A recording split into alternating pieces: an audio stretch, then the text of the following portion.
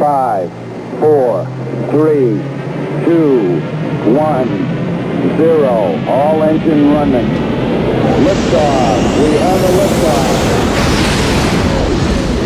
Broadcasting worldwide from Painedemonium Studios in Cornwall, this is the Wal of Paine show on Phluid FM. Hello, good evening, and welcome to Wal of Paine here on Phluid Vision and Phluid FM. I am Leo Bass Driver Paine alongside Neil Waters once again. How's it going? Good evening. It's going rough and ready. I haven't had time for a shave again. Same here, like, honestly, I'm overgrown, man. Proper overgrown. It's starting to look like Roseanne Barr's thighs down there. Did you like those openers?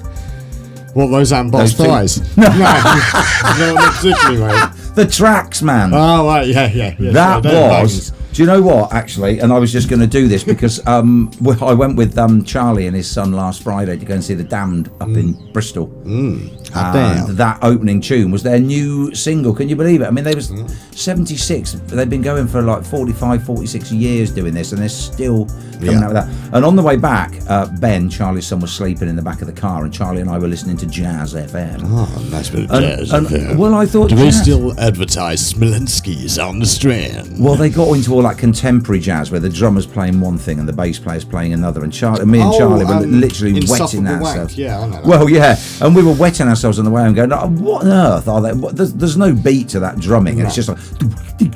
But Jazz FM is the one channel that, you know, if they play a song on Radio 1 and they go, oh, that was Avicii, and then they play a song on Radio 2 and they go, like, oh, that was Beyonce or whatever. That's all they say, if they say it at all. Jazz, they break it down, and I thought, as soon as we were listening to Jazz FM on the way back from that concert, I would just say that from the forthcoming Darkadelica album by The Damned, that of course is Captain Sensible on guitar and Dave Vanian there with the luscious vocals. Of course, Rat Scabe is replaced 18 months ago by the new drummer, most competent Will Taylor. Of course, followed there by the indomitable Charlie Harper leading the UK subs with Nicky Garrett on guitar, the track Confrontation there from the album Diminished Responsibility. And then they play something else, but you get the full Monty, don't you, from the jazz. I mean, you learn everything. Nice. And do you know what? That is exactly where Higson's got it, isn't it? Because he does that jazz club. Yes. On the Fast Show, which I'm pleased to say, fans of the Fast Show, the whole lot is now available on BBC iPlayer. The Woke Brigade have not won on that one. Shite. That was Ackerbilk. Yeah. Hi to Ian and Claire in the chat room. Hi to Johnny Teardrop. I'm not convinced that's his real name. Maybe he's changed that by default. And goodbye to monetisation on this stream. Yay. And hello to Prouty, who's in the chat room as well. Yes, indeed. Everyone in early tonight as well. Yeah. Even before I forgot to turn the FM over to, so the first 6 minutes, unfortunately, on FM, they missed. But don't worry, everyone's kicking it on Vision. We know you out there. That's okay. I can play The Damned again. I can play it all night if you like. Yeah, yeah. Do you know what I followed round to your house tonight? We're playing this game again because, like, you know, that quarter of an hour spent down Liscar Police Station last week. Yeah, I could have done without. I followed, right, a driver, because Claire is taking our daughter Claire, she's taking a second driving test tomorrow in Bodmin. Yeah. And I followed a car, and it's got a green P plate on the boot of the car. Yeah. So we all know what a green P plate means. Yeah. So it's basically, I've had a red L plate because I'm learning to drive. I've passed my test, right? The Ministry of Transport, the DVLA, the DVSA, the government, the instructor, the examiner have all told me that I've passed my driving test, but I'm not quite sure that I'm good enough. So I'm going to go and buy a green P and put on the... Why? It's quite funny because I refuse to ever use one of those because just on basic principle, but I can kind of understand two aspects. Number one, the sort of moderately legitimate aspect of, say you're doing a long ass journey, like a 600-mile trip on the motorway, and you haven't passed that long ago. It can get hairy out there for a young, like, you know, 17, 18 Are you talking about Roseanne Barr's thighs again? Yes, yeah, it can definitely get hairy up there, yeah. Like, and that's a long long road you got to travel. You know, I'd suggest several pit stops along the way. Yeah. But if you're young and inexperienced, and maybe it's even at night or whatever, it's more for other people to know that person's inexperienced. Stay the hell away from them. The other side of it, the flip coin, is you literally only have to fart in a car these days, and a lot of people seem to be able to pass, first time, despite driving backwards with their eyes closed. Yeah. Not in Claire's particular case, because they clearly actually have some standards where she is. But I don't know. Like I've seen people get through driving tests first time, and there is no way on earth I would get in the car with them. And I'm looking at the camera knowing that somewhere in Cardiff, Lindsay's looking there going, "Oh, shut up." Well, I was just thinking, you see, because I took this one step further, Leah. So you've justified why you'd have a green P on the car, yeah? Yeah. Okay, so you go to the airport and you're going to fly to Malaga, and there's a plane on the runway and it's got a big green P on it, and you're thinking, that pilot, he clearly isn't confident that he's maybe only just got his... I'd love to hear the Tanner on that one. It's sort of like, hello, ladies and gentlemen. Welcome along to your 16:15 flight to Miami. I passed my exam about 45 minutes ago. So if we have any strong headwinds, then please do place your head between your legs and kiss your ass goodbye. Thank you. Cabin crew to places. Well, I took it to the next level then. Apollo 11 with the big green. yeah. It's like 5, 4, 3, and the bloke's like, hang on, I've only just passed. I haven't checked my wing mirrors. Oh God, what am I doing? Quick. Ladies and gentlemen, we're today flying to the moon. I'm just not sure that we'll get there. Do you want a bit of rock and roll? Yeah, it's only rock and roll, but I like it. Oh, absolutely. Do you know what? I fancy a bit of Imelda May and a bit of the Sex Pistols and a bit of rock and roll. I was watching a little bit of Johnny Rotten with Public Image Limited, recording in Marrakesh.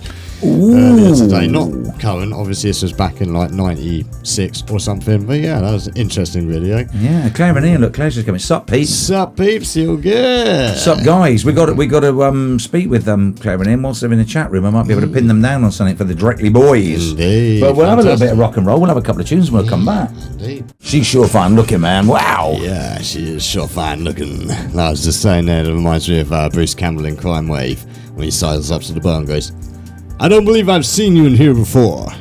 I like that in a woman." Fantastic. There are some great crime noir and Naked Gun, all sorts of I'm looking forward pieces. to the return of Nick Cage in the next Spider-Verse movie, man. Oh, Spider-Verse was good. It's so good. Sometimes I just light a match and let it burn down on my fingers just to remember if I can feel anything at all. It's so good. I like Spider-Man Noir. Have you seen any of Renfield yet? Renfield's out.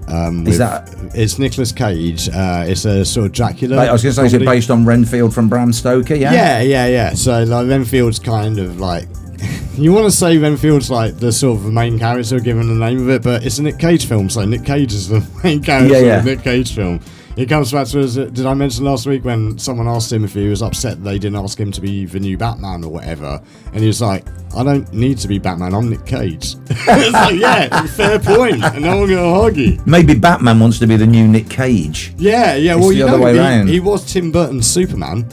In Superman Lives, I think it was going to be called. I haven't seen a Nicolas Cage. Nicolas Cage did a brilliant film with John Travolta years ago called Face Off. Do you remember that? Face Off? No, have you watched that recently? No. Watch it again. Tell me how well that stands up. Well, I'm a bad guy, baby. I'm gonna overact and ham it up.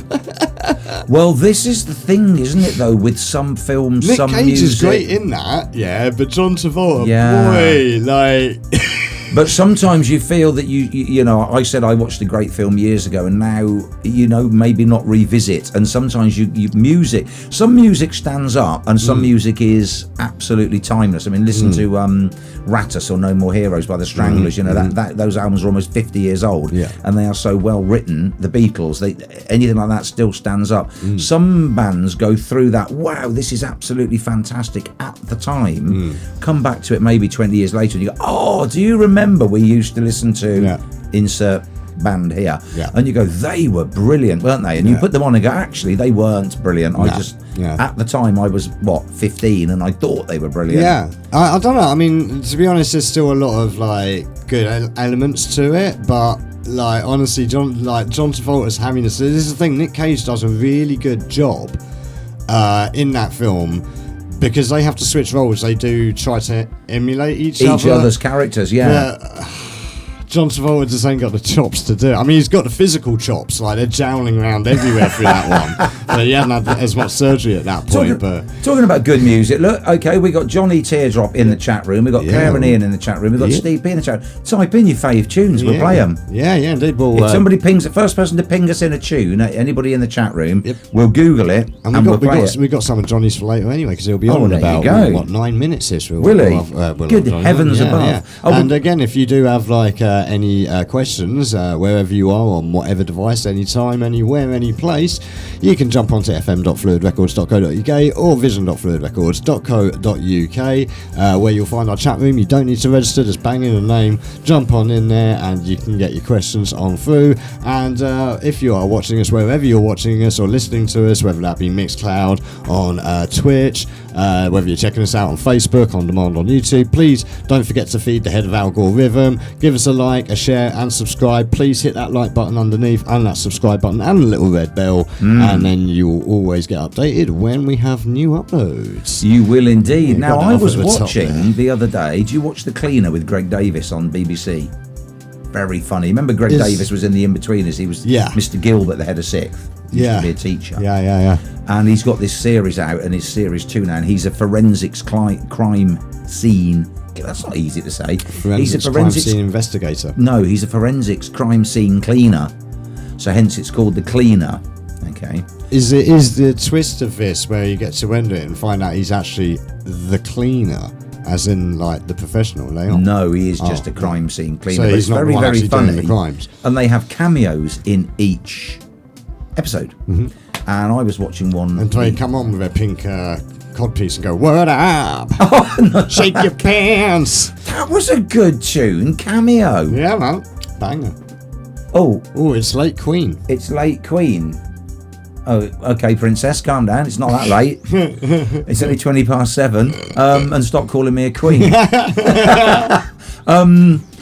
But in one of the latest episodes, they wanted to have a party. He was creating a wake, and he said he needed a Shaking Stevens impersonator.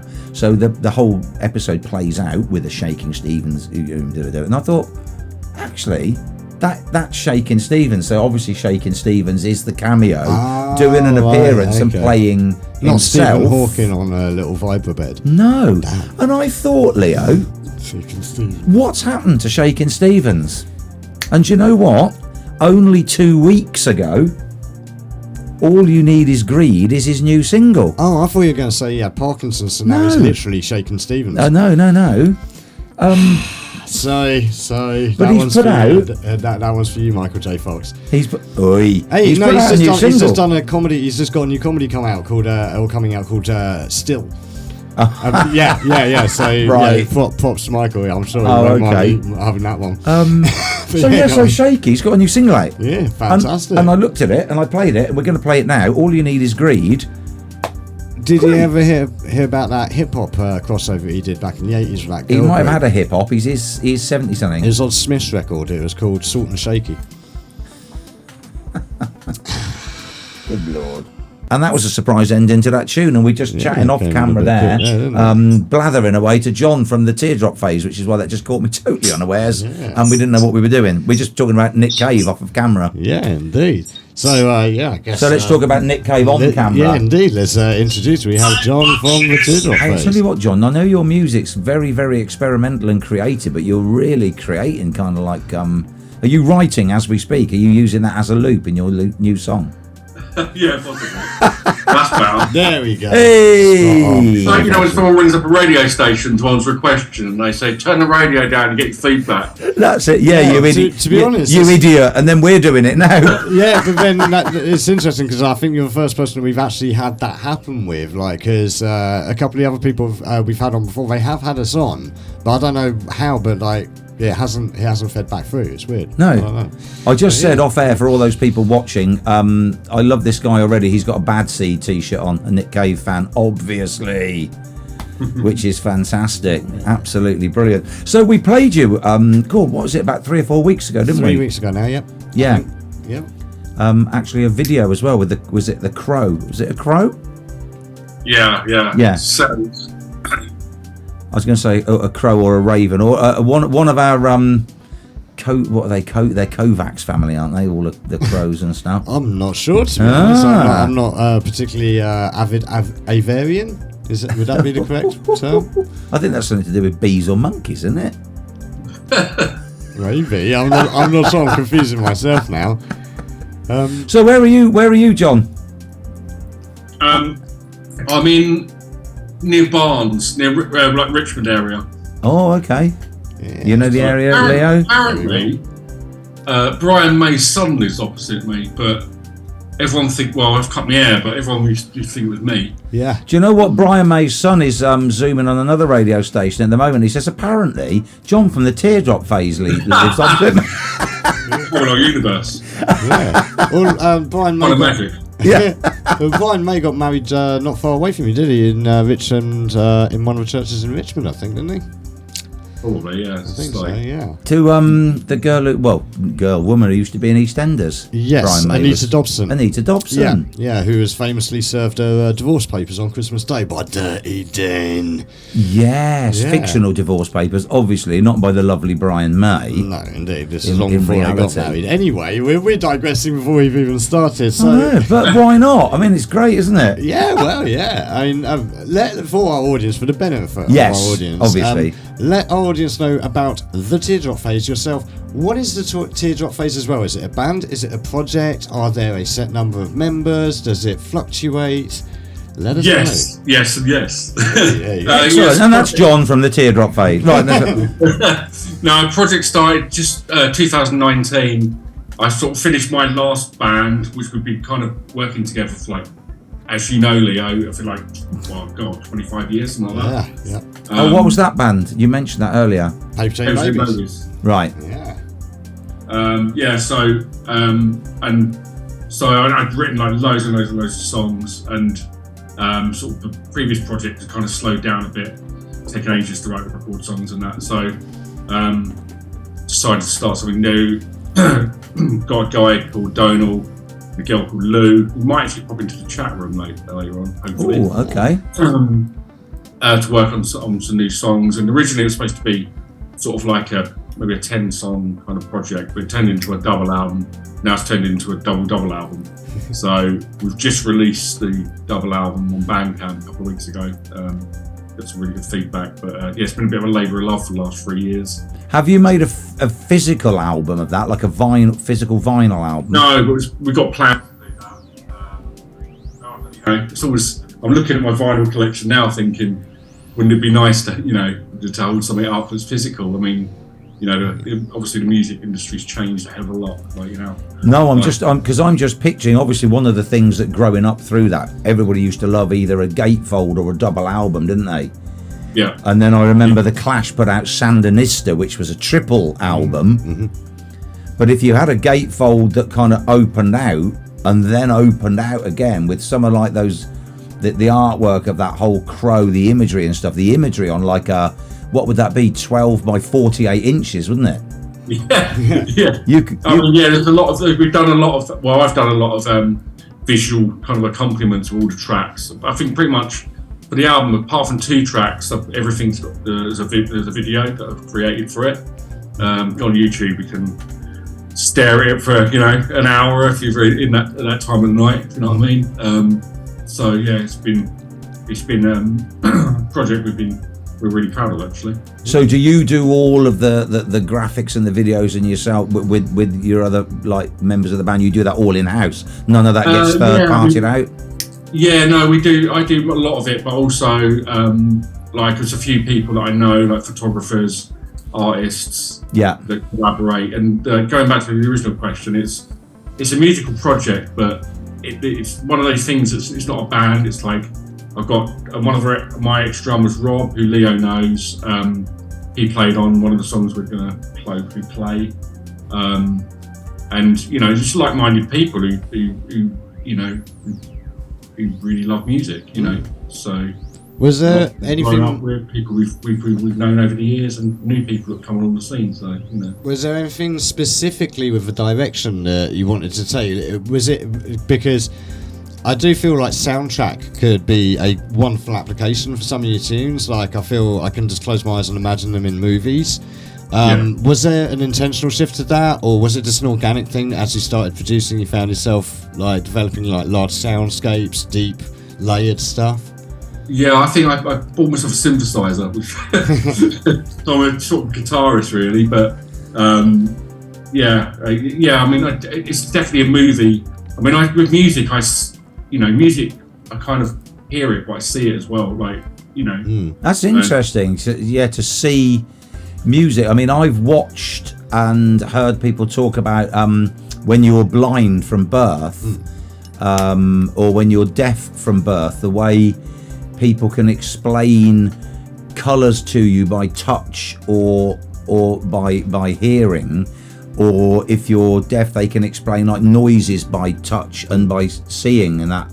So there is that like feeling of a beat. There's also synesthesia as well, which is like an actual medical condition where you can see colours and such from music. But I'm guessing what you're meaning is that you have a strong association between visuals and audio anyway. Yeah, I think so, naturally. But at the same time, I mean, it's a lot of the music I like. I'm a big Pink Floyd fan, so obviously you go to one of their concerts. They were never the most extrovert on stage. They used to use visuals to kind of, to heighten the experience of the gig and that, especially in these big, if you're playing a big venue and that. Yeah. So I suppose I've tried to create a project for a stadium. But I'm not sure I can fill the stadium. But, well, that's one of the things. I have a big ambition with my music, It was one of the things I was thinking. Really, was like, have you performed any of these sort of material for this project live so far? And if not, is it something you intend to do? And would you? Because I can imagine a large projection, like maybe 3-screen projection with the images like synced between the 3 screens, if you know what I mean. And you get you in the middle. I'd love to. We haven't. I'd love to. Whether we can kind of, I could get a band together to be able to do it would be another question. Because I think it's not the kind of music that would be too organic. If you're going to do it, it's kind of got to do it as the record is. Obviously a bit of improvisation, but not too much. But yeah, it would be nice. Yes.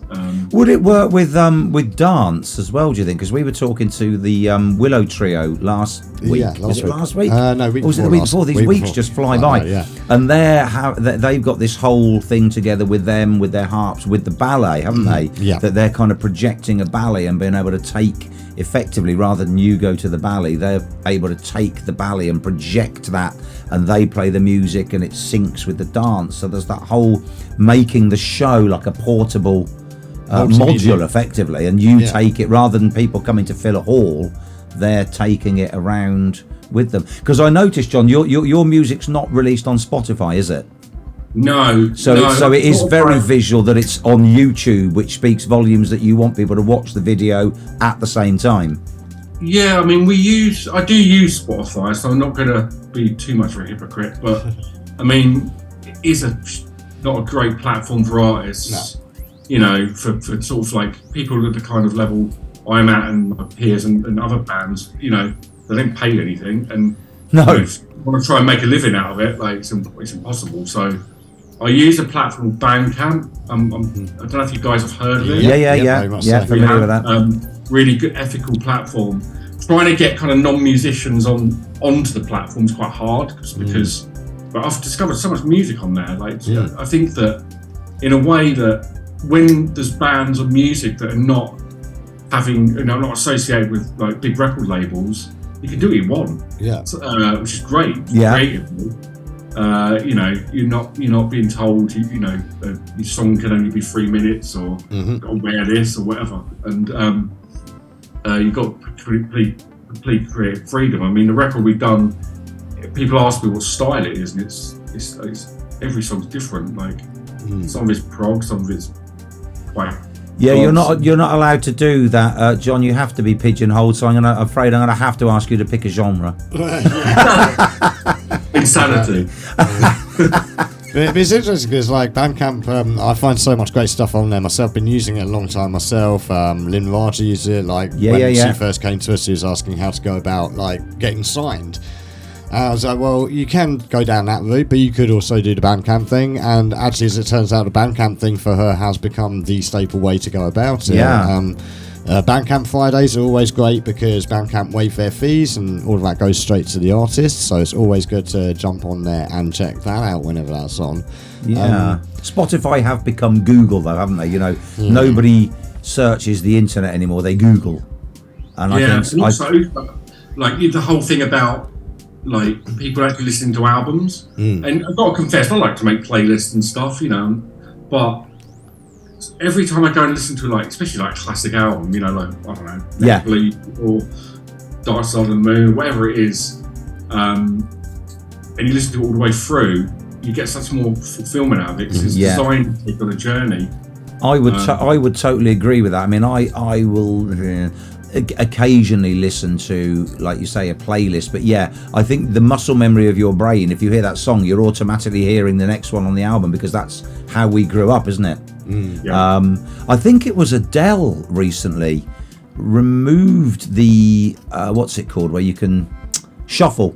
She removed the shuffle facility from her albums on Spotify and had a row with Spotify and said, you know, as artists, we spend a lot of time, you're saying that journey, putting together these songs in the order that, as the artist, works. And, you know, why should somebody take that away from us and shuffle it? So she went, no, you can't shuffle my albums anymore. You'll either listen to the one song or you listen to the album the way I want you to. And I thought, that's great. For somebody who's a big artist like that to go, no. Yeah, well, unfortunately, though, like, it takes big artists like that for anything to happen. It wouldn't happen for you or me or John or anyone else, would it? If we wrote in and said, look, guys, yeah, I mean, even take a big concept album like, what was the name of the one with the Domo Agato, Mr. Roboto comes from?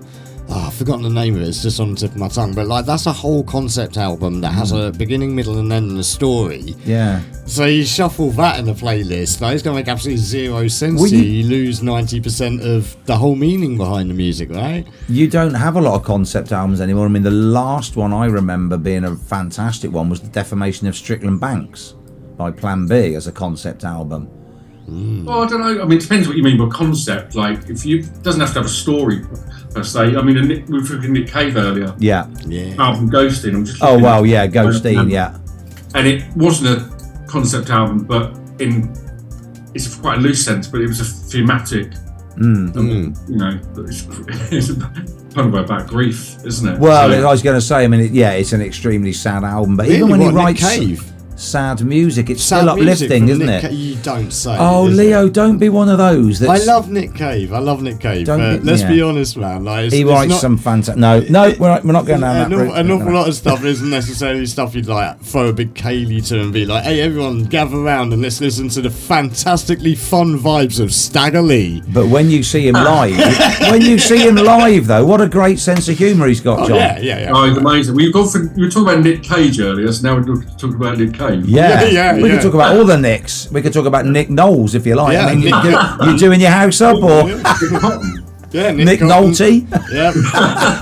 Nick Kershaw. Oh, hey, nice. Send in your Nicks if you're in the chat room. Yeah.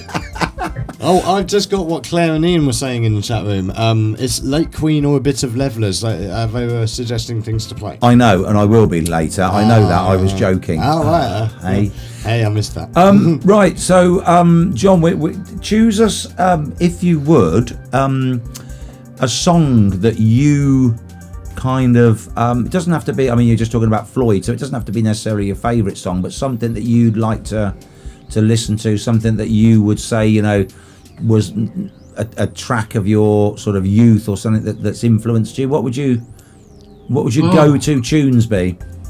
Because we'll look them up and we'll play them. Good question. It's like the hardest question in the world. In terms of youth, do you know what? I would go. I'm going to go Prowler by Iron Maiden. Oh, what a tune! Yes, we are definitely having that. That's off the production. The first album's terrible, but I like it. That's off the eponymous album, though, isn't it? The very first one with really Diano. Yeah, it's raw. Oh, what a great album! I'm not sure that song will get released now if you listen to the lyrics, but yeah, absolutely. Walking through the city. Can you remember where and when and what you were doing when you first heard this tune? Yeah, I was probably sitting around my brother's mate's house listening to it. I got into them really young. Nice. I heard the first album like in '85, and I was like 9. Nice. Yeah. I used to walk around in my like Iron Maiden denim jacket when I was like 10. Yeah. Well, do you know what? Not dissimilarly, because I was I got into punk music really young, and I remember going and buying Stepping Stone when the Pistols put that out, and I was probably the same coming through Blondie. And Iron Maiden to me were that iconic metal band that sort of crossed into the punk genre. Yeah. You couldn't have picked, honestly, a better tune. I was thinking the other day of opening the whole show with Transylvania. Oh, yeah. So, right, so we'll have a bit of Prowler. We will have a bit of Prowler. Here we go. What a tune, John. What a band. What a tune. I love Iron Maiden. We're just talking off air there, weren't we, really, about changing fashions and changing music styles and Iron Maiden are like, no, we're Iron Maiden and we're going to do Iron Maiden, and that's it, and that's brilliant. Yeah. And that's their first album. Yeah. Anybody out there who isn't familiar with the works of Iron Maiden, where the hell have you been? I was going to say, I suggest you get out and get yourself familiar with the works of Iron Maiden. Peace of Mind, what another cracker when they introduced Nico McBain, and it's the Where Eagles Dare, and the opening tune is basically, here's our new drummer, have some of that, isn't it? With that, and then it's. Speaking of which, did you ever catch like that series of concerts they did? I think it was in the mid to late 90s where they had like every every living member of Iron Maiden playing together at Wembley. Oh really? Yeah, it was like 3 guitarists, 2 bassists, 2 drummers. Well, it was. It was Dave Murray was. I think when that album came out, he was 18 or something. Insane guitar. And Adrian Smith, technically in inverted commas, rhythm, but I mean better than probably most lead guitarists at the time as well. Yeah, great songwriter as well. Yeah. Really great. Like, you're talking about ages, and like someone said to me the other day, like on Led Zeppelin 1, they were all like 21 or something. Yeah. Oh no. How do you learn to do that by that age? And I have no idea. Well, I mean, you say that, but again, we've known each other a long time, and I remember before you were 21, you had an artisan guitar skill that, like, it was transcendent. You know, I mean that honestly, like, it's like, very good. But no, I mean, honestly, like, both John and Pete, shout out to Pete, like, both of them fantastic guitarists, and I really did look up to both of them as, like, how to play guitar really well. And you had a beautiful Patrick Eggle. Have you still got that? Yeah, no. I played an SG most of my sort of like playing group. Pete used to play an Eggle, or he still got it, I think, but he was playing an Ibanez. But yeah, SG was my thing because I'm pretty tall and it's a pretty small guitar. Yeah. So I was like some sort of Jolly Green Giant playing like lute or something. But yeah, we actually different inclinations. Our last singer, he's a pretty good guitar player as well, which freed us up. We used to play a lot of harmonies. Probably we weren't really a metal band, but a few Iron Maiden influences perhaps in the music. Yeah. Well, you could do a lot worse than an Iron Maiden influence. So the Teardrop Phase, John, you were talking about it earlier. It's very, very visual. Are you on the road with that? I mean, I know you said it really needs a big hall, and I kind of get that if you could do it. But are you on the road with it in smaller venues or no? No, we're really. It's more of a studio project where musicians kind of come and go, and I've already started to follow up. So there's like people that I've kind of, as you play gigs, you kind of bump into people and become friends. Yeah. And, there's a particular song that I need a guitar solo on it, which is slightly different style to what I'd play. So I was like, send him a WhatsApp and come on my house and we'll get pissed and record it. So do you play in other bands as just everybody that comes together like as the Teardrop Phase? Like, it's the only band I'm in at the moment. Because unfortunately I've got a day job, but Yeah. I was just thinking of the Black Eyed Peas, when they all come together, they do the Black Eyed Peas, don't they? And then they all bugger off and do their own thing. And then I used to have different projects I worked on at the same time, but not at the moment. Yeah, they say don't give up your day job, don't they? But anybody like Leo or yourself or me that plays an instrument, you're just like, I really do just want to give up the day job. Yeah, well, when I wake up in the morning, I'm a musician, really, like above anything else. Yeah. That's what I think about when I wake up. So, it's great. It's quite. I'm really proud of what we managed to put together an album and a double album. It's the Quadruple-Album. Yeah. So this is all on, just to recap for people that are listening, people that might just have dropped in. So you're all on Bandcamp, and obviously it's all over YouTube. Yeah, we will go on Spotify. I just wanted to sort of do it a bit later on, just to give just get us on that platform. It's a bit more ethical, really, and I want to try and promote not just our music, but that it's really, like we've said before, they do a really good job and really, they look after the artists. Yeah, I think some of the major tech platforms could learn a lot from that. I mean, in a way, it's almost like you have to have your core base there, and then try and use the other platforms to direct your base back to Bandcamp. Please, join from YouTube and Spotify, but go here and get the stuff. I mean, Spotify that's where we'll actually get paid. Spotify have got it nailed from the corporate marketing point of view, because you've got to listen to at least 30 seconds of the song before the artists get paid, and we know that children now, they do this hop. We were saying the other day, weren't we? I mean, one of my favourite bands, John and I, you'll probably like them if I'm judging you correctly as well, The Cure. Went to see them in Cardiff just before Christmas, but I mean, of course, they do epic 2 to 3 hour intros. Now, they wouldn't, if The Cure had formed now, they wouldn't survive, would they, on streaming platforms? The attention span of a lot of young uns, but there is a resurgence of older music. I mean, wasn't Fleetwood Mac the most streamed band on Spotify? Yeah, but that's only because we know them. What I'm saying, if you started up now like a band and you're going to put a 2-minute intro, the kids are going to be like, what is this? Yeah. Well, actually, I can speak to that in drum and bass as well, because like you very rarely get a drum and bass tune with like a 3.5 minute long intro anymore. By the time you get that far into a drum and bass tune, now it's done. Yeah, because it's for the pop market, isn't it? You need to fit into that tiny short space. But there is with drum and bass, you want to be in a nightclub and having it, really. So 3.5 minutes ain't enough time. You need 3.5 hours, I think. Yeah, exactly. Absolutely. Yeah. But there's a big resurgence. I did hear the other day on the radio. Somebody was saying there's a big resurgence of goth. So there you go, like that. Because the Cure, but the Sisters of Mercy are now on tour, aren't they? Yeah.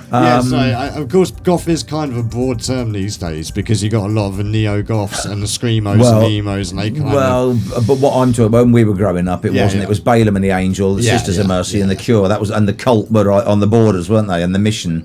No, the Mission, yeah. But Wayne Hussey got quite experimental in his older days, and he works now with Budgie, I think, a lot, doesn't he? The drummer from the Creatures. Susie and the Banshees, old drummer. He works with Wayne Hussey a lot. Yeah. Budgie. I remember seeing them on. I think I've got your old glasses on, actually. Good. So one of my questions I was going to have, because it was familiar in my head, but I couldn't quite place it. Maybe I'm wrong though, but the Teardrop Phase, is that a quote? Is it from something, or did you just come up with that? No, I just made it up. Wow, crikey! Because I think myself. I don't know. Who knows where it came from? I think it's pretty much. I suppose it kind of paraphrases, without being too depressing, like the grieving process. Okay. Whether it be a relationship or a loved one, and coming out the other side, and obviously phase, teardrop and phase is a kind of connotation with kind of sound waves and stuff. And we were talking earlier about like, music and stuff, and I'm a big believer in, like, have you ever had that thing where you play music and your hairs on your like arm and your neck? Yeah, absolutely. And it's because the music is in the air. When it's played, it's out there and you feel it. Yeah, that's what happens. So very much like that when you go back to playing songs that you grew up with. If there was a meaningful backdrop to a piece of music, and you hear it does, you very much get that. I tell you one that always when I hear it makes the hairs on the back of my neck stand up is Leicester Si Doloro by Ennio Morricone from The Good, the Bad and the Ugly, when they're in the grave, and the woman's voice and the bell, that is just such a fantastic piece of music. So I get that, but again, that's fantastic on its own, but if you watch it with the film, it's tenfold, isn't it? Which is where your visuals with the music. That's cinematic thing you're saying. Yeah. If you go on YouTube, there's a Hans Zimmer a thing that he did. He did like the Dark Knight soundtrack. Yeah. And when I saw the film, it was a great movie, don't get me wrong, but the music never really stood out to me. And I saw it on, they were doing this concert, I think it was at the Albert Hall or something like that. And had this Chinese singer. And she was creating notes I didn't think even were possible. Wow. It just shows you like how cinema music has got got a really good relationship, hasn't it? Yeah. Oh yeah, I mean absolutely. Hans Zimmer's one of the absolute greats, man. He's done so many fantastic soundtracks over the years, and there's so many films where the soundtrack. You could say the soundtrack kind of is the movie. I would put Blade Runner in very much that sort of category where you could probably close your eyes and not necessarily pay attention even to the visuals. That soundtrack gives you the visuals almost, if that makes sense, and vice versa. You could look at the visuals and you'll hear the soundtrack. If you mute it and just watch the visuals. They do on Radio 2, I think it's on a Sunday, they do like a soundtrack show, and they do a lot of Disney tunes and a lot of this, and to me it doesn't work. I kind of want to see the film, never had a friend, you ain't never had a friend like me, but I want to see the genie, I want to see the film. I don't just want to hear the music. It makes you want to go and put the film on, which that's what they do it for. I don't know. Kind of ironic, because back when that film came out, after 6 weeks, that's the last thing anyone wanted to do. They wanted to put that genie back in the freaking bottle and Robin Williams get the hell out. Yeah. Well, but I'm just using that as an example. Yeah. But that happens with any Disney film, though, isn't it? Like, you love it for the first 6 weeks, but after the kids have been playing it non-stop until the VHS breaks, you really are happy when that last bit of tape just wears out. Yargo goes from being an annoying parrot going, "Well, go with John, we're gonna have to shoot off. We got quizzes, we got tipples, we got all sorts of bits and pieces. But before we go, Leo's gonna have a quick chat. Choose us, and because on the back of Prowler, right? I'm just gonna say, choose us another tune that we can play out when you're gone. So what else are we gonna have from you? Can you top Iron Maiden Prowler now? Now you've shot yourself in the foot. So I'm gonna have to go See Emily Play by Pink Floyd. See Emily Play. Yeah, Sid Barrett song. Fantastic. What did you think of? This has come up a few times with a few of our guests. The recent call to ban Pink Floyd because Dark Side of the Moon has appropriated the rainbow flag. What? We've mentioned this 3 or 4 times now, Neil.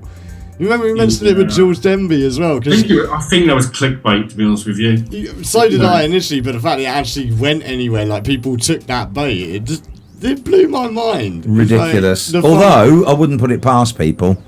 I'm surprised that nobody's come out like on Pride and said, "Have you seen that rainbow? Oh, fancy." Putting that up in the sky. The NHS got it. You remember when we were all clapping for the NHS? They had the rainbow on the buses and all of that. The Pride Foundation went mental over that as well. Terrible, shocking affair. Hilarious. Right, I got it queued up. See Emily Play. Queued up. Fantastic. Right, John, do you want to tell anybody anything more whilst we've got you on about? I mean, we've probably covered all your platforms and everything, but well, actually, do tell us exactly where we can find you and your music, all your socials, etc. Yeah, so I'll put if you guys put some links up, or I'll put some links up, whatever. So Teardrop Phase YouTube, just put it in, it'll come up. But it's on we're on Bandcamp as well. We're on Instagram and Facebook, obviously. But yeah, album's out. Working on the follow-up, so I'm about 30% through the follow-up so far. Nice. And that's going to be another kind of progression from what we just did. That's going to be a sextuplet album. yeah. So, or whatever it would be called. If everyone goes and buys it on Bandcamp, I might go and try and play it live. You never know. Nice. Yeah, absolutely. And I'm sure at the end of the day, I mean, we could come up with something because Leo's always talking about like streaming and doing stuff live. So we could potentially, even if you get it set up, we could stream it, couldn't we? Yeah. I'm sure me and Leo were due a jam. It's been 20 years, I think. Yeah, absolutely. Yeah. That'd be fantastic. Due a jam. Yeah, I like that. Yeah, we're putting the band back together. Man. Yeah, it'd be a good look. It has been a long time, but it is great to see and great to see you well. And lots of love to yourself and the good lady there as well. I presume she's with you there. Yeah, she's upstairs. Jindobra. Watching this going. Oh God, he's amazing. And lovely to meet you, John, and lovely to meet a fellow Nick Cave fan, and an Iron Maiden fan. Yeah. There you go. So right, we'll play out. Thank you so much, John, for joining us. This is See Emily Play. Do come by back Pink soon. Floyd, and come back soon. Yeah. Excellent. Top stuff. Jindobra. That is See Emily Play by Pink Floyd, as chosen by John from Teardrop Phase. Good evening, Dawn Lee is in the chat room. Claire and Ian are still in the chat room. Stevie P is in the chat room. We are going to have a fantastic tipple of the week. We are. And then... I'm doing brilliantly tonight, like that first couple of minutes, or first 30 seconds out of tune. That's all right. Out there, nobody missed that. Pink Floyd, it all sounds the same. So... we're going to have a fantastic tipple of the week provided by Johnny down at Pipeline. Then we're going to have a quizzity quiz. It's all about the Johns this week. John on from the Teardrop Phase. It is. Johnny down at Pipeline. And massive shout out to John Pucky as well, who sorted out the birthday invites for Mini Driver. Lickety split. Like, he's honestly, great, isn't he? Isn't he on it? Bang, ready to now, Leo, look at this. Again, Pipeline Brewery wonderful. From our good friend Johnny. You've got the back of the car. Look there, I've got the front of the car. His artwork is exemplary. Now, I was in there the other day picking some bits and pieces up, and he was sending out, this is called Citra Deluxe India Pale Ale.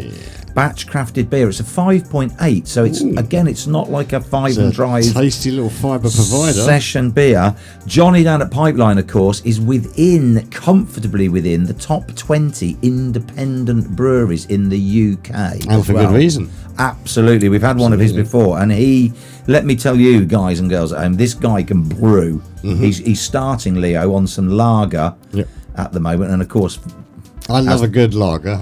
You had one the other week that I pointed out as well. It's a lager with flavour. Well, this is because of the lagering process by its very nature. Obviously, takes a while. So Johnny reckons it's going to be about 5 or 6 weeks, and he's going to have some lager. As soon as he's got that, he's on the phone because I've already ordered a box of Pipeline lager because I've got to try this Pipeline lager. He's what you'd call back in London proper brewing, mate. Oh, and also he's just such a lovely guy. He's just such a lovely guy. He's put a lot of money into this brewery, and I'm really, it's taken off. He's been super busy. I've been in there doing collections for him day after day after day, and some of them are quite big collections. I think this is going out as one of his... I believe, does he not have beers going out in Falmouth? Falmouth, I think.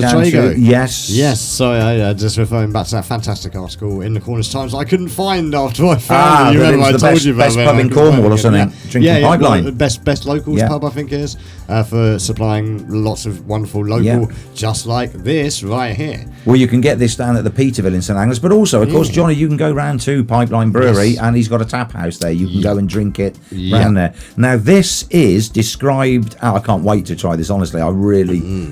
It's vibrant, hoppy, juicy beer crafted on the North Cornwall coast using fresh ingredients and Cornish water.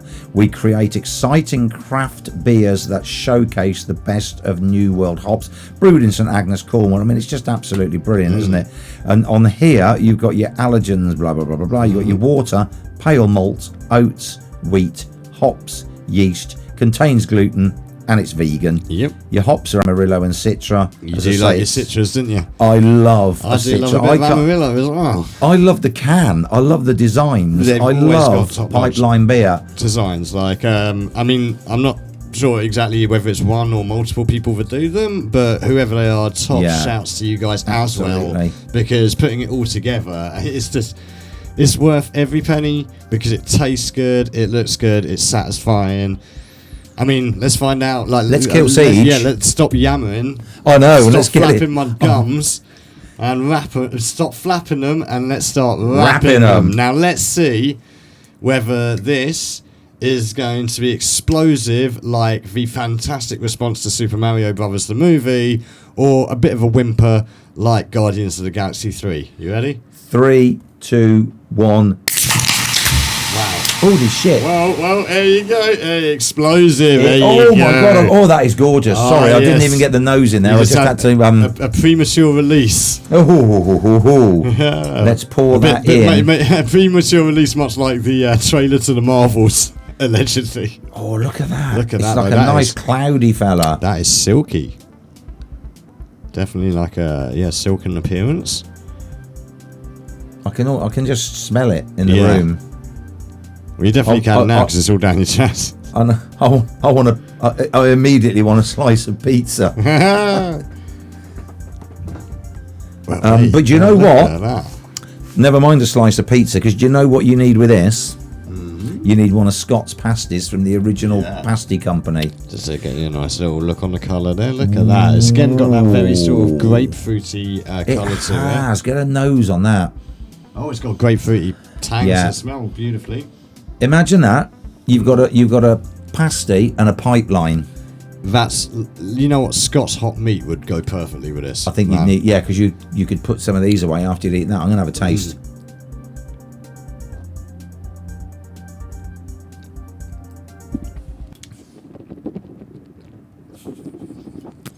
I always love this bit.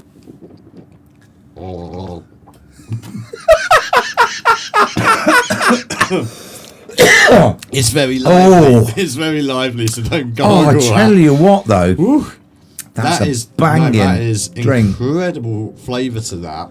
Right, I know where there's litres and litres and litres of this hidden. It's in the brewery down in. That is fantastic. That's really like instantaneous citra bang right up front. Like, it don't mess around, you know. It sort of kicks the back doors in and paints some white on the way out. You know what I mean? It's in and out like faster than Jimmy Savile in the freaking ward. Are you allowed to say that? I just did. So that's why I wouldn't demonetize this stream in the first 5 minutes. Oh no, honestly. And again, it's a 5.8. You're getting the fact that it's not. It's not. See that's the thing again though. It doesn't linger. No. It smashes that door in, but it is out before DCI Banks has even had a whisper. But you are getting the alcohol in there. It's not. I mean, last week we had one, and it was weak at best, wasn't it? This has got some body to it. Yeah, exactly. Because like the aftertaste is really light. Yeah, like but super full. light and full. That's it. That's exactly it. It's like a high end note. It's not it's not left on your tongue. It's not hanging about there. It's really light and airy and floral. There you go. That's the term I was looking for at the end. That's a beautiful pint. That is a fantastic brew. Get down to there. Pipeline Brewery Tap House. That is in St Agnes. If you get into any of the local pubs down there, like I've just mentioned, the Peterville pub, I know, stock Pipeline. We know that it's stocked in Falmouth. Get on. You can follow Johnny at Pipeline on Instagram. Just look up Pipeline Brewery. You can follow him on Facebook. You can get onto the website. The fizz is great on that, like it's a really, you got a really nice fine fizz on that, like carbonation as such. I wondered how that's bottle. Is that bottle? Sorry, is this cask conditioned or you would have to? I'll have to ask him because ask Johnny. That is, look at the bubbles on that; they're tiny, and it really is nice on the tongue. It's beautiful. He's got a lovely new brewery as well because he's invested, as I say, a lot of money in it, and it is absolutely banging. The whole setup down there, and the way he brews about your tongue, much like the Sugar Plum Fairy in Fantasia. It does do exactly that. And I tell you what, another thing Johnny's very, very good at, as with music, and just talking to John from the Teardrop Phase there with collaboration. I know I was speaking to Johnny the other day. He's off, I think, forgive me if I get this wrong, but I think he's going to Reading, and there's a brewery there that he's collaborating with, which will go out under their brand. So is this Johnny part of the collaborative thing that we saw Good doing with Brewdog in Plymouth? Potentially. Because is this a national thing maybe? Well, it is. So, of course, that's going to be marketed as theirs. Yeah. And then I think that brewery are coming to Pipeline and it will be marketed as Johnny. Kind of like a French exchange program. Exactly that. A beer, but much better because it's a beer exchange. And it's not French. beer. So it's a win-win, isn't Yeah, it? perfect. Double Right, win. Claire's waited long enough. This is the River Flow by the Levellers. Oh, nice. Dawn Lee, the quiz is on now. And Claire, you're right, that is an absolute banger. I love the double kick pedal through that drum track all the way. And we're going to have a quiz. That's literally banging. Do you know what? We've talked to a fantastic artist. We've had fantastic beer. We're going to do a brilliant quiz. We've got lots of people in the chat room. We've got some interaction. What a great way to spend a Thursday evening. Indeed, yeah. Now, Claire, Ian, Dawn, That's Johnny, a hell of a Steve, get these questions. The winner of the quiz, Leo, will give them a tenner. That's not true. That's not true. I would say you Hang can on, have one does- of these stickers, but it's actually it's behind you, behind the camera. But like, You didn't let me finish that sentence. I was just going to put, like they do with all things, put a little asterisk and go, Leo will not give you a tenner. yeah. So I'll stick that on the underneath us. On the Right, screen. Dawn. Oh, Johnny Teardrop. Salut. Ha ha ha. Right. Indeed. Cheers, gents. Really Cheers. enjoyed chatting and helping promote the record. Well, Johnny, you're more than welcome. It was great. It just said we could talk to you all Well, night. like I said to him earlier, we really have to thank you, because if it wasn't for the guests, it'd just be two malaligned drunks getting mashed up and talking nonsense. Which is... Yeah, it's basically It would the be. format of the show. That's how we presented it in the first place. I want everybody in that chat room in on this quiz, because Andrea's done this quiz and it says who will win tonight. Okay, Leo or Wal. Well, that's a given. It'll be you. But somebody in the chat room might beat you this week. Yeah, you never know. So are we ready, people, so. for a quiz? I think so. Andrea almost was going to give us the quiz that she left at work last week, and then realised that some of the questions apparently were the same as the original quiz. I said we'd probably still get them wrong. Yeah. And then also remember to see. I'm just having another sip of that pipeline. That is It's absolutely fantastic, right. I'm isn't going to need a box of that, Johnny. Right. Oh no. Question number one. I'm not. Already not on. No. Oh, Right. oh. Are we ready? Everybody's quizzing. Yeah. I'll give you a tenner, Wal, if you beat Leo. Oh, okay, nice. Dawn, you're on. Okay. Right, I can guarantee that I'm more drunk than you two, says Johnny Teardrop. Yeah.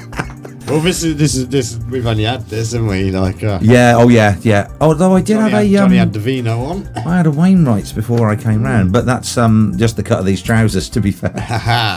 Right, question number one. You two.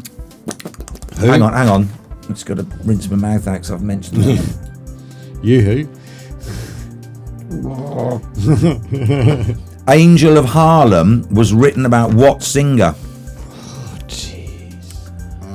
Angel of Harlem. Yep. Oh, I wonder if it's that.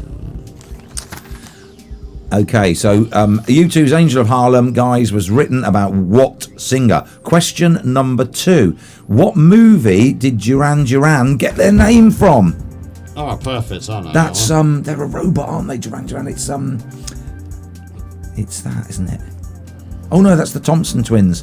Oh, it's they got their name from Tintin. Oh no, Thompson I twins. think it's something like that, and I'm going to kick myself when it isn't, but I know. Right. Question number three. Which pop star played 27 different instruments on their debut album, For You? Blimey, that's a lot of instruments, isn't it? So say that again. Which pop star played 27 different instruments on their debut album, For You?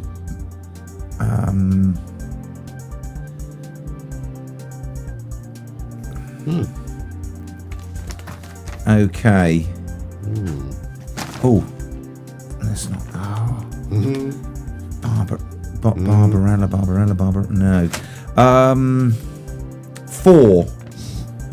Which American rapper originally went by the name Lisan Parish Crooks? That's LPC. Which American rapper originally went by the name Lisan Parish Crooks?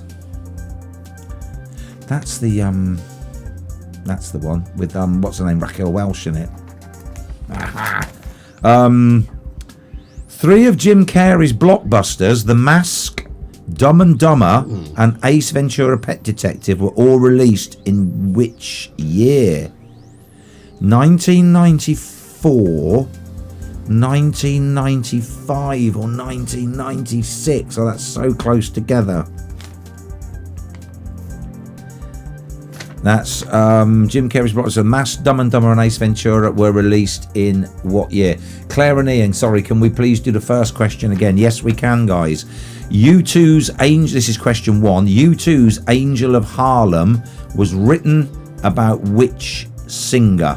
That was question 1 for Claire and Ian. They're good on music, Claire and Ian. I bet they'll beat both of us, to be fair. Yeah. Right, question number 6. How many suns does Luke's home planet of Tatooine.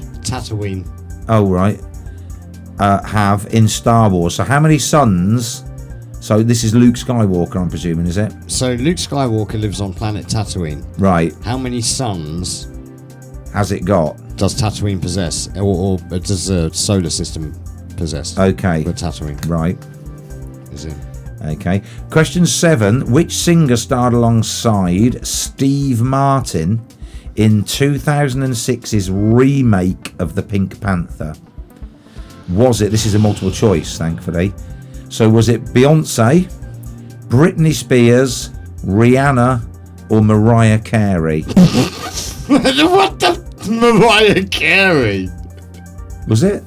No.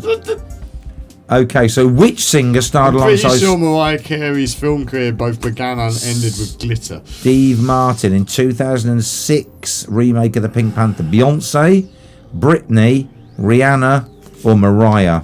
What level of ego does it take to go, you know what, like, you know, the Pink Panther movies, those originals, they didn't nail them perfectly. That wasn't like the perfect Yeah, we choice need to performance. remake it. Yeah. Well, that's as is not the Screw reason you, why, Steve Martin. as is just to ask the questions. I am but a quiz master. You know, the real crime there is that Leslie Nielsen's dead and Steve Martin's still going. I know. Moving on. Question 8. Which comedian was the second permanent host of Nevermind the Buzzcocks after Mark Lamar? Mark Lamar was the best host of that programme. Now- And he's the... Oh, Is it the permanent one, or because they went for a few? They went for a few guests first before they settled on. a permanent okay. one. Well, I'm Yeah. going for that. Is everybody in the chat room happy with those questions? Is that all of them, mate? That's 8. We've got 8 this week. Ooh, nice. Okay, Yeah. That's good taste. Good look. So if everybody's happy with those, I think we will have a bit of the Bedroom High Club, and then what are you doing? You press the Bowie button. Bowie button, mate. Every time. Every time. We'll have a bit of the Bedroom High Club. Or should we have a bit of Mimi Webb? Mimi Webb. Let's have a bit of Mimi Let's have a Webb, bit of shall we? Mimi. Yeah. Mimi. Go.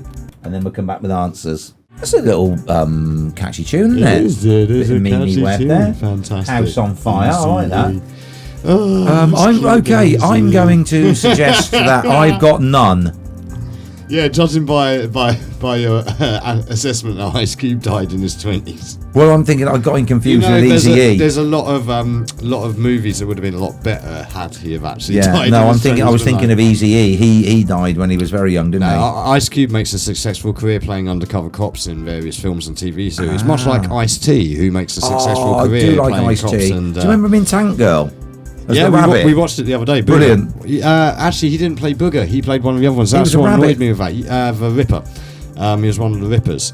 And it annoyed me enough. I was saying to the good lady driver again the other day, it annoys me that Booger in that film should have been the Ice-T character, because that's what Booger was like. Whereas in the film, they made Booger like a complete moron. Like this, like seriously, like, I don't know, special needs were certainly required in his education, I tell you. Claire and Ian. Oh my God, Claire and Ian are feeling pretty confident, and they've messaged me. Yeah. Well, they're smart because they don't want to put it Oh in the chat my room God, I so think everyone they- else can steal. Do you know what they are? I think they might. Right. Okay. Do you want to do? Because I've got Claire in the phone and mine thing. So you do the answers, Leo.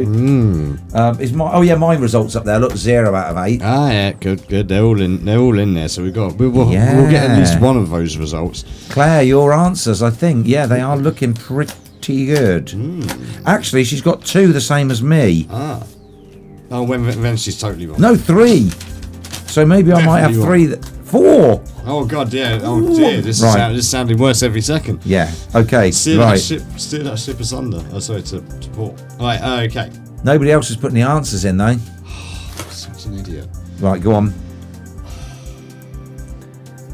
Go. Because I'm gonna have to go and flog myself with something sharp. Flagellate. Yeah, because this first one I knew it and I put the wrong one down. Okay. I'm an idiot.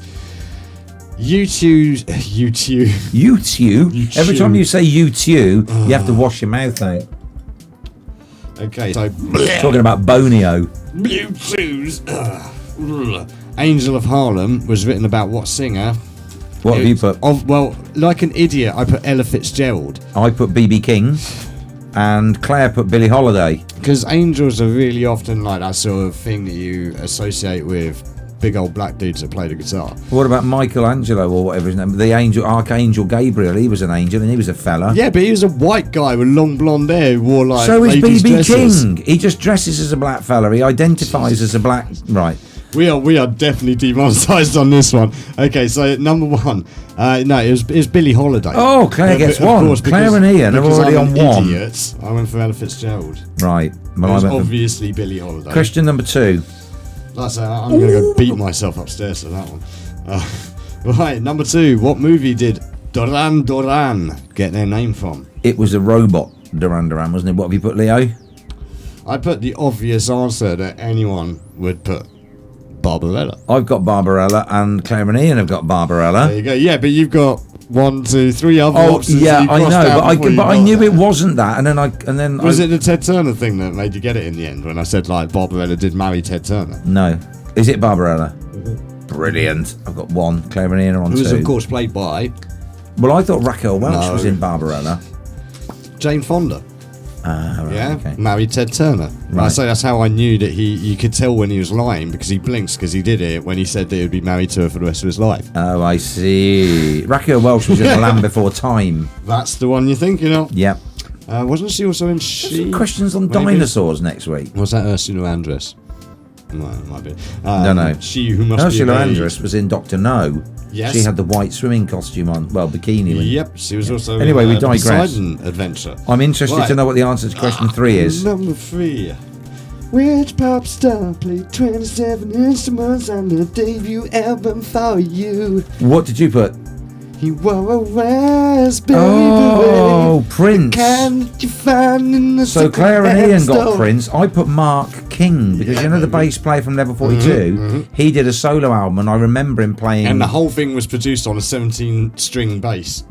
No, but he played. He said if you can't play drums, you can't play any other instrument. So I know he played guitar, bass, drums. Then he did all the brass section, Yeah. and I thought it's Mark King, but clearly it isn't. No, it's I mean, Prince. Prince. Like that one's quite because Prince is super famously multi-instrumentalist. He And I is. was just watching Raspberry Beret for some reason like 3 times earlier today. Okay, there you go. Great Right. tune though, banging tune, man. Okay, question 4. Oh yeah. Johnny Teardrop one- says the correct answer is Pleiades Blue by the Pleiades Teardrop Blue Phase. by the Teardrop Phase. Playing 27 instruments. Yes. Yeah. There you go. Raquel Welch was 100,000 years BC, not the land that time forgot. Yes. It's the yes, sorry, Raquel yeah. Welch was in the film that I forgot. Yes. Yeah. Clearly. Yeah. You can remember Raquel Welch. I think that's pretty much what. Yes, most I think that's people all you can need to remember know. is She was Raquel in Welch. some film or other. So, I mean, she's got her knockers, to be fair, but she was quite a good actress.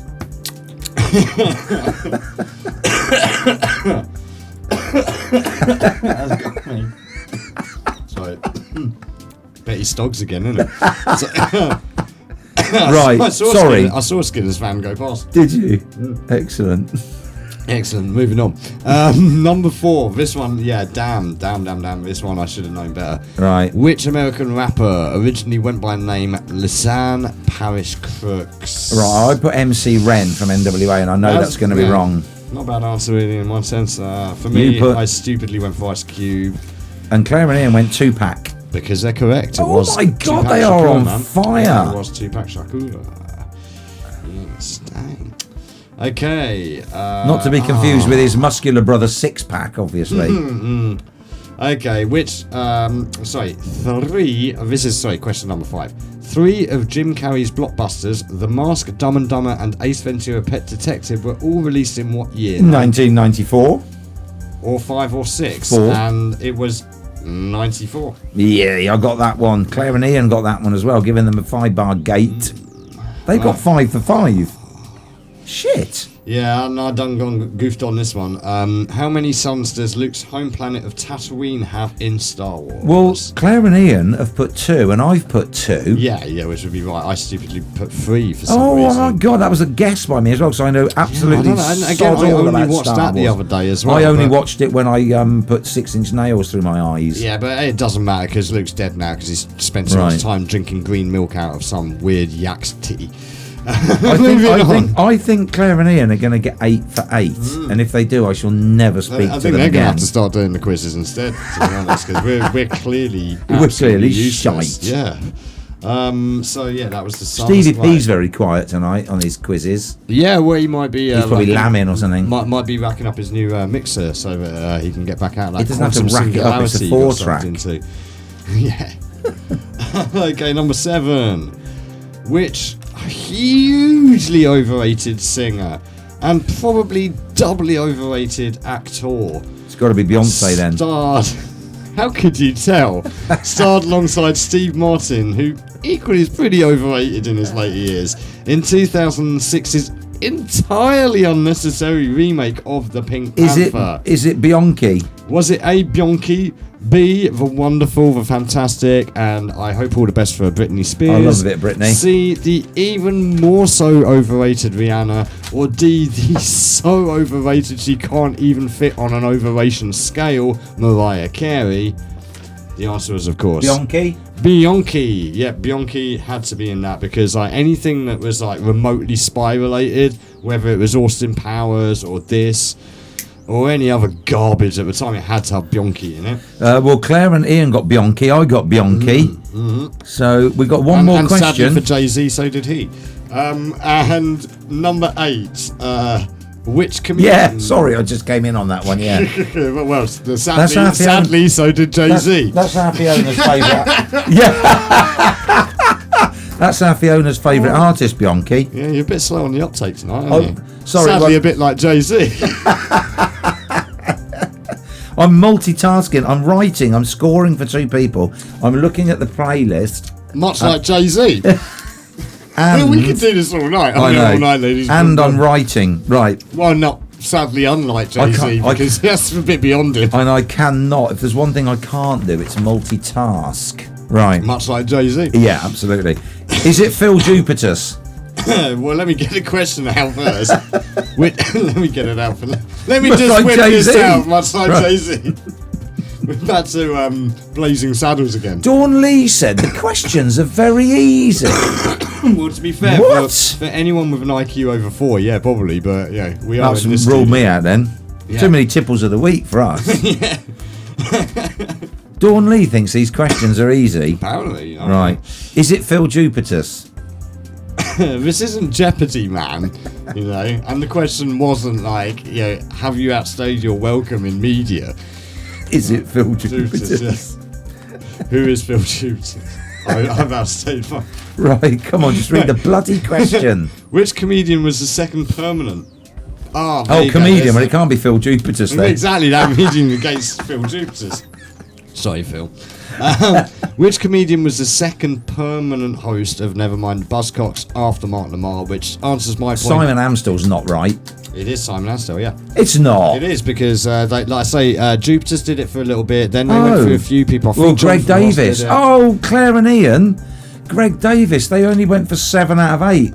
They were on. Did Greg Davis do a reboot of it recently? They were on for a full house there. Yeah. But I have to say, right, how many did you get, Leo? Right, let me have a look here. No. Yes.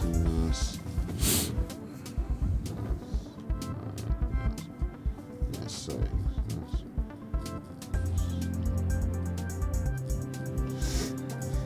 6. So that's going to take me a lot longer to count a simple number. You got than 6. So that's why. It took me 5 minutes. Claire and Ian got 7. You got 6. I only got bloody 4. Hey, there you go. Right. That's a good look. Talking to Claire and Ian, and talking to Claire and Ian, our band, the Morzim, you see the picture behind me there, look. Yeah. I've actually leant the right way and vaguely kind of pointed the right way. Getting used to this. We played down in Tregenisi over the weekend, and it was an absolutely fantastic crowd down there. The St Austell posse led. Claire and Ian always lead the charge, but the St Austell posse, and thank you Claire and Ian for sorting that out, are always absolutely fantastic, and they all turned out to see us at the band club, and they all turned out to see us at Tregenisi. But here's a little bit of info. So we obviously do sort of new wave post-punk punk covers and whatever, so we do a version of Department S's Is Vic There? So I'm going to play it in a minute, because I thought I'm going to put this in the playlist. And Angela, our singer's wife Angela, who's our sound engineer, when we were packing down after the gig, because the singer of Department S apparently died very early, 32 of AIDS. He died very, very young. But his brother's wife, so that makes the singer's sister-in-law, does it not? Yeah. Curiously, was in the club at Tregenisi whilst we were playing, because apparently these brothers were born on Jersey, but they grew up in Parr next to St Austell. Nice. And she was in the audience, and she filmed our cover version of Department S's Is Vic There? Angela was chatting to us surreally, and she said, I'm going to forward this on to the singer's brother and say, people are still enjoying your music. There's a band down here that are playing your music. That's a good look. It is fantastic. Yeah. So she said, and I'm going to send in the video. Charlie, our guitarist, rather cynically then said he'll probably listen to it and sue us. But I would like to think, as a post-punk bloke, he wouldn't. Now, well, because he's not Pied Piper. No, or Hanson's lawyers. Oh yeah, we did get struck for Hanson. Yeah, didn't we? because what made Christmas for Hanson was suing us for 10 Yeah, pence, exactly. wasn't it? Yeah, for like one stream on flipping YouTube. But no, Pied Piper got us last week. Oh, Out really? of 3 hours Illumination, which if you missed Illumination from Well Waver at JJ's last week, you can catch right now on vision.fluidrecords.co.uk. 3 hours worth, yeah? Pied Piper has been flagged and your video's blocked worldwide. I'm like, Pied Piper, bruv. Oh. Blood, you really that hard up? You gotta be copyright striking us for one tune out of playing 3 one of hour, his bruv. songs. God, man. That's like, terrible, isn't it? For a bit of garage, a little bit of UK garage. And he's striking us. Yeah, we ain't playing you again, No. Pied Piper. Claire and Ian forgot about Amstel. Yeah. And true story that I have. What's that? True story, that? Yeah. I have the contacts, mate. Exactly. And yeah, as I say, so we're going to play. Nowadays, Why not? Well, Department S. Yeah, Is okay. Vic there? what an absolute banger, right? Well, when we were talking about Bianchi earlier and saying about Britney, I thought, I got to have a bit of Toxic. To my mind, we're just saying off air, one of the best pop songs ever written. And Leo, what's the word? Poured forth upon the writing of such. Yeah, exactly. And she's produced so many. Wait, you know who I said? I said bloody Delia Darby. I meant Kathy Dennis. Right. It's right, man. Like, for some reason, Delia Darby keeps jumping in my Kathy Dennis. Kathy Dennis is a songwriter. Yeah, sorry, yeah. And she did Spinning Around for Madonna, another tune for Rachel from S Club 7. I think that tune also had something to do with spinning around as a theme with this particular writer. But yeah, she's written some of the most fantastic pop tunes over the years. I think she also did Oops, I Did It Again. Pretty sure she did Hit Me Baby One More Time. Yeah, absolutely fantastic. Really great producer. Again, if there's anyone out there that's looking for people to aspire to, then there's one light there. Like, if you're a young woman producer today, check out Kathy Dennis and also Delia Darby. Like, they're both absolutely fantastic. Really, really great producers. Done some of the most iconic stuff out there. And again, Britney, like, what a fantastic artist she was. I was just saying, wouldn't it be great if we could go back in time and get her out of that conservatorship like much earlier, and she could, like, nowadays she could be like a Dolly Parton, you know what I mean, like still going and still, banging them out there. Like, she could do well back in the country and western scene. I reckon that'd be quite nice. But sadly only the few get to return to their roots, don't they? Like you're saying, Miley Cyrus, absolutely. Yeah, I love a bit of Miley Cyrus. She's great, isn't she? Yeah. Maybe have a bit of Miley Cyrus on next week. Yeah, well, I mean, some of it, like some of her stuff is a bit like Cannonball. Wasn't a fan of Cannonball. But then neither was Billy Ray, so yeah. No. Apparently they've reconciled. It was a big hit though, that one. Yeah. Wrecking Ball. Yeah, Wrecking Ball. Not Cannonball, Sorry, Wrecking not Ball. Wrecking Ball. You come in like a... Yeah, no, that Yeah. wasn't my favourite either, but she's done some brilliant tunes. Yeah, that caused a huge swell in her popularity It did. amongst a certain segment of society, Yeah. I'm sure. Yeah, I'm absolutely. sure it caused many swells. But no, she's done some good tunes, old Marnie. Yeah, no, again, Leo, that we talented are... person. The clock 4 is against minutes us, away. as Wow, always, that's I quite know. amazing, isn't it? I've got Yeah. our outgoing tune played. It's been in the playlist for a few weeks now, and it is absolutely banging. But, as ever, with the eloquence and prose and flowing tones, tell us all the bits and pieces that It's funny everybody you say watching that, actually, and because listening... at Illumination last week, I did actually jump up on the old MIC and fling a few bars. People Yeah. were actually kind of surprised and said, "Nah, keep going." So, Absolutely. if you check out that video over at vision.fluidrecords.co.uk of Illumination last week, well over, you're in the last hour there. You should be able to pick up a bit of hour of me emceeing, which is a rarity in this day. But also, we do have some gigs coming up as well. You got your winning weekends at JJ's this weekend on Friday night. It is the return of Mr. Flex with Flexi Friday, spinning R&B, house, D&B, and hip hop. And he's got party vibes for all tribes to get you in from the street and moving your dancing feet. So get on down there for that one on Friday, and then on Saturday you got Fuse Whitaker, who'll be bringing his raw, gritty rock vibes to the venue.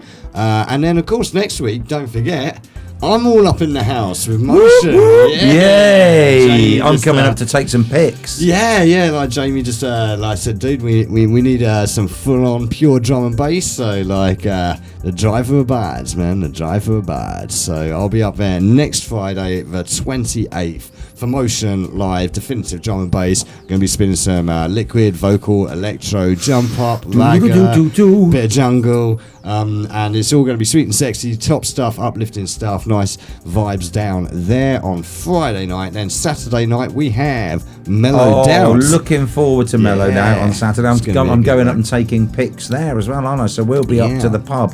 What a shame I'll be up to the pub on Friday night and Saturday night, Leo. Yeah, and it's chaotic because I've got Mini Driver's birthday on Sunday as well, so it's going to be a triple header for me. That's going to be Well, we've got our super good daughter, fun. my stepdaughter Fiona, coming down with the kids and her husband on Friday. So I spoke to Fiona already today. So I'm out on Friday night, Fiona, and I'm out on Saturday night. But we've got, Fiona and Tom and everything coming down for the weekend. So we've got a bit of a busy weekend as well. Yeah, so it's all jam-packed, and we've got so much coming up beyond that as well, because obviously the week after that is going to be the coronation celebration It at the is. Jubilee in Palint, and we're going to be rocking up there and presenting a stage. And I'm going to hold off 1 second on announcing any of the acts because I'm pretty sure Ash is still about to announce them, I believe, this weekend. But we have some fantastic. Oh, okay. local Are we music keeping that for a you. bit stum, are we? At the moment? Yeah, because I believe Ashley is about to release them in the impending hours, Okay. minutes. He might even have already released a couple by now. He says, looking at the watch that doesn't exist on his. on It's his 2 list. minutes to 9. Yeah, but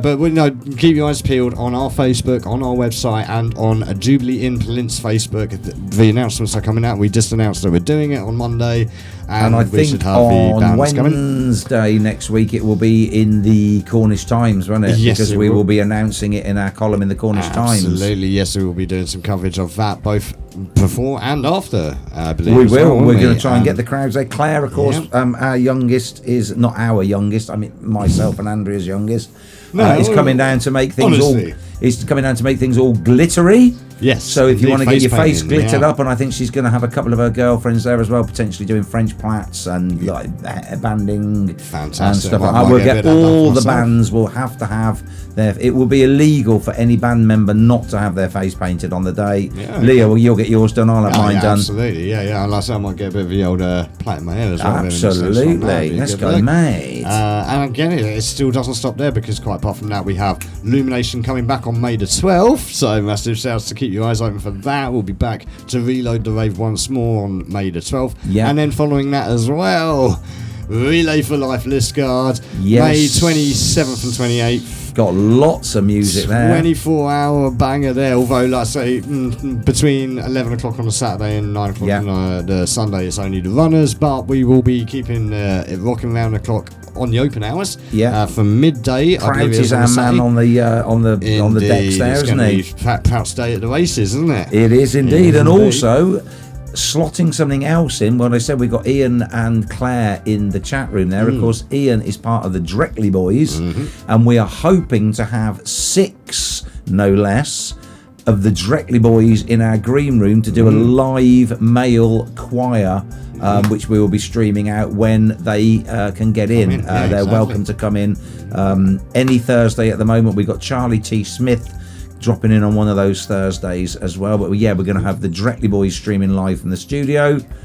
So that's going to be fantastic. Yeah, I mean, it's just jam-packed, isn't it? And lots more to come as well. We can't quite mention anything beyond that just now. There is still plenty more on the cards. Absolutely. And we will keep you up to date. If you want to keep up to date yourself, you can always check us out anytime, anywhere, any device. FluidRecords.co.uk for your general Fluid Records goodness. But if you specifically want to listen back or watch it back, any of this show or any of our shows whatsoever, get to fm.fluidrecords.co.uk or vision.fluidrecords.co.uk. You'll find this show and many, many more, 118, I think, videos up on Vision, somewhere in the 200 radio shows up on FM. It is crazy. We're ploughing through. We need a holiday, man. We need a holiday. Dude, we're almost up to exactly a year since our first broadcast. It was May 19th was our first it's mental, isn't it? And we've had, what, about 80,000 views on YouTube so far? Beyond that now, are we? Yeah, we're beyond almost that. It was 100,000. 73,000 just over a month ago. So imagine we've created something that's had almost 100,000 views on YouTube. Some of our video views are right up there as well, like 380 odd for the it's mad, isn't it? For the Rock Project, a couple of hundred for Jules Denby, a couple of hundred for the King Creature. Like it's just incredible But figures. like we say, without those artists, there would be no views. Nobody wants to just drop in and watch us all the time, do they? I doubt it. I doubt it very much. In fact, they'd probably prefer it if we just had the artists and we just maybe AI, replaced with AI. But yeah, so yeah, please do get on over to those websites to check those out.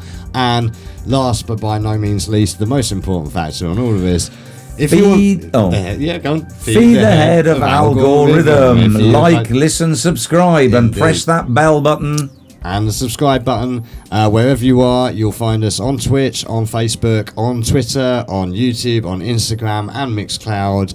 Make sure you hit the like, hit the share, hit the follow, hit the subscribe, whichever one of those you have under your little video player there or audio player. Please do hit them. That is the simplest way you can help support us. It does help us in the algorithm.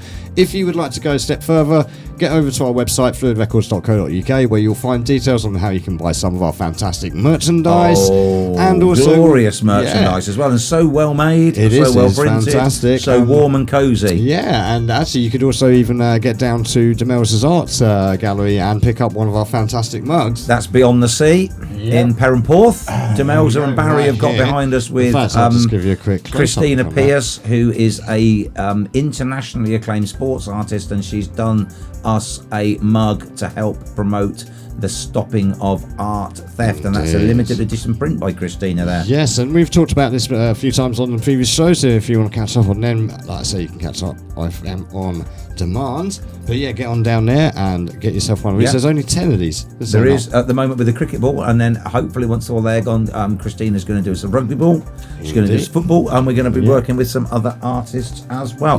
Thank you to Steve Prout, thank you to Claire and Ian, thank you to Dawn Lee, thank you to Johnny Teardrop, everybody that's dropping in. We mentioned them earlier on the show. I saw them live last year, but play out with a cheeky little tune by The Cure. Fantastic. Good night, one and all. Good night.